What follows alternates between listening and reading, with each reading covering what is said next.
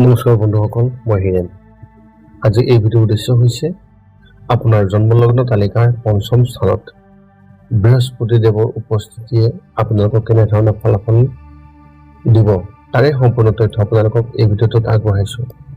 প্ৰথমে মোৰ এই চেনেলটো আপোনালোকে ছাবস্ক্ৰাইব কৰি ল'ব, যাতে মোৰ পিছৰ ভিডিঅ'বিলাক আপোনালোকে সহজে লাভ কৰিব পাৰে। লগতে মোৰ ভিডিঅ'টো ভাল লাগে তেনেহ'লে শ্বেয়াৰ কৰিব, কমেণ্ট কৰি আপোনালোকৰ মনৰ ভাৱ প্ৰকাশ কৰিব। এতিয়া মূল বিষয়লৈ। আজি এই ভিডিঅ'ৰ উদ্দেশ্য হৈছে আপোনাৰ জন্মলগ্ন তালিকাৰ পঞ্চম স্থানত বৃহস্পতি দেৱৰ উপস্থিতি। আন ঘৰৰ দৰে বৈদিক জ্যোতিষৰ এই ব্যৱস্থাই পঞ্চম ঘৰক এক প্ৰধান স্থান প্ৰদান কৰে। জ্যোতিষৰ মতে এই পঞ্চম স্থানৰ সকলোবোৰেই আনন্দ আৰু আমাৰ মন ভাল লগা এই বস্তুবোৰৰ ওপৰত নিৰ্ভৰশীল। এই পঞ্চম ঘৰটোৱে আমাৰ বুদ্ধি, স্থিতিশীলতা, মৌলিকতাৰ ওপৰত বিশেষভাৱে প্ৰভাৱ পেলায় আৰু এজন ব্যক্তিৰ শিক্ষাৰ ক্ষেত্ৰত, সন্তানৰ ক্ষেত্ৰত, জুৱা, লটাৰী, শ্বেয়াৰ মাৰ্কেট, ট্ৰেডিং এই বস্তুবিলাকৰ বিষয়ে যদি কোনোবা জানিব বিচাৰে তেন্তে এই ঘৰটোৰ জৰিয়তেই আপুনি জানিব পাৰিব ক'ত কেনেকুৱা ধৰণৰ ফলাফল লাভ কৰিব, তাত আপোনাৰ উন্নতি হ'ব নে লোকচান হ'ব, সেই সকলোবোৰ আপুনি জানিব পাৰিব। পঞ্চম স্থানত ইতিবাচক গ্ৰহৰ অৱস্থানে আমাৰ কলাত্মক প্ৰতিভা আৰু আমাক সন্তুষ্টি কঢ়িয়াই আনে। জ্যোতিষীয় সংজ্ঞা অনুসৰি পঞ্চম ঘৰ হৈছে মানৱ সভ্যতাৰ জটিল দিশসমূহৰ আৰু বিকাশৰ অৰিহণা যোগোৱা উপাদান। বৃহস্পতি গ্ৰহক বিশ্বৰ আধ্যাত্মিক গুৰু হিচাপে জনা যায়। ই ধনী, মহিমাময় আৰু ৰাজকীয় গ্ৰহ। বৃহস্পতি হৈছে এক উপকাৰী গ্ৰহ যিয়ে বহল আৰু ইয়াৰ জীৱন আৰু পদ্ধতিৰ যথেষ্ট উন্নত কৰিব পাৰে, কাৰণ ই এক উচ্চ আৰু আধ্যাত্মিক গ্ৰহ। পঞ্চম ঘৰটোৱে জীৱনৰ গুৰুত্বপূৰ্ণ দিশসমূহকো বুজায়, য'ত কলাত্মক প্ৰকাশ, আনন্দ, আমোদ, চখ, ৰোমান্টিক, শিশুৰ প্ৰেম আৰু আনন্দ আদি অন্তৰ্ভুক্ত। সেয়েহে বৃহস্পতি পঞ্চম স্থানত সমৃদ্ধিশালী, সুখ আৰু সংযোগ স্থাপনত অতি দক্ষ কৰিব পাৰে। বৃহস্পতি গ্ৰহৰ পঞ্চম স্থানৰ এই যি সংযোগ, এই সংযোগ বহুত দিশত খুবেই ভাল। এতিয়া আমি জানিম পঞ্চম স্থানত বৃহস্পতি দেৱৰ উপস্থিতিত ইয়াৰ ইতিবাচক ফলাফলৰ বিষয়ে, বিশেষকৈ ডেকা ল'ৰা ছোৱালীৰ লগত আৰু তেওঁলোকৰ ৰোমান্টিক সম্পৰ্কত পঞ্চম স্থানত বৃহস্পতি থকা সেই ব্যক্তিসকলৰ দয়ালু, আনন্দময় আৰু উচ্চ স্থান থাকে। কলাত্মক কাম আৰু অৱসৰৰ প্ৰতি তেওঁলোকৰ আগ্ৰহ বেছি হয়। তেওঁলোকৰ পাঠদান আৰু শিক্ষণ দক্ষতা ব্যতিক্ৰমী। যেতিয়া বৃহস্পতি পঞ্চম স্থানত থাকে তেতিয়া ই মানুহক প্ৰেমত পৰিবলৈ উৎসাহিত কৰে। বৃহস্পতি পঞ্চম স্থানত উপস্থিত থকাৰ ফলত এইটো অনুমান কৰিব পাৰি যে যেতিয়ালৈকে এই ব্যক্তিসকলে সুস্থ বিচাৰ আৰু অন্তৰ্দৃষ্টি ব্যৱহাৰ কৰে তেতিয়ালৈকে তেওঁলোকে জল্পনা কল্পনা, উদ্যোগ আৰু বিনিয়োগৰ পৰা লাভৱান হয়। এই ব্যক্তিসকলে অৱশ্যে নিজৰ ভাৰসাম্য ৰক্ষাৰ প্ৰচেষ্টা চলাব পাৰে। জুৱা আৰু জল্পনা কল্পনাৰ পৰা বিৰত থকাটোৱে আটাইতকৈ উত্তম। পঞ্চম স্থানত বৃহস্পতিৰ অৱস্থানে মাজে মাজে গৰ্ভস্থানৰ বিৰূপ প্ৰভাৱ পেলাব পাৰে।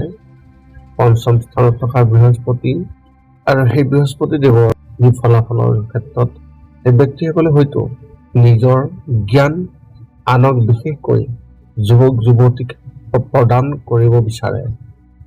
এই ব্যক্তিসকলে ল'ৰা ছোৱালীক শিকাবলৈ আৰু তেওঁলোকৰ সৈতে দৃঢ় মোহ গঢ়ি তোলাৰ বহু সম্ভাৱনা অত্যন্ত প্ৰবল।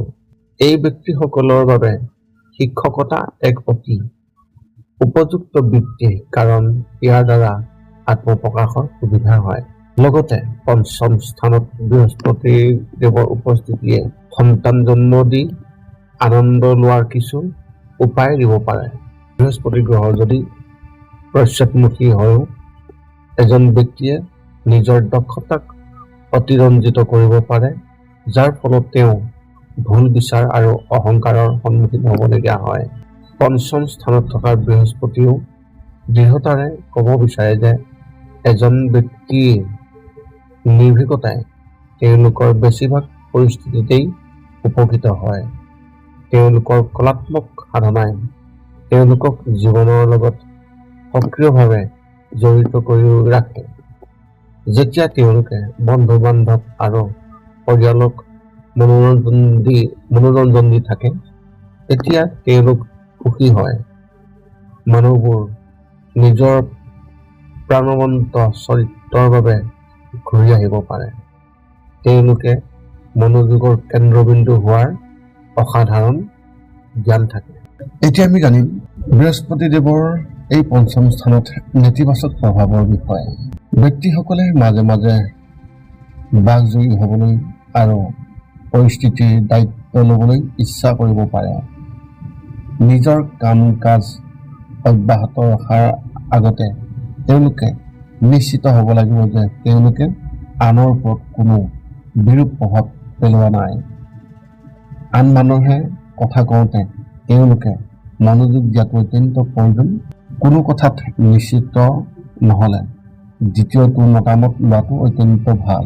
উপসংহাৰ হিচাপে আপোনালোকে জানি লওক, পঞ্চম স্থানত বৃহস্পতি থকা ব্যক্তিসকলৰ প্ৰায় স্বাস্থ্যকৰ, আনন্দময়, সজীৱ আৰু সুখদায়ক।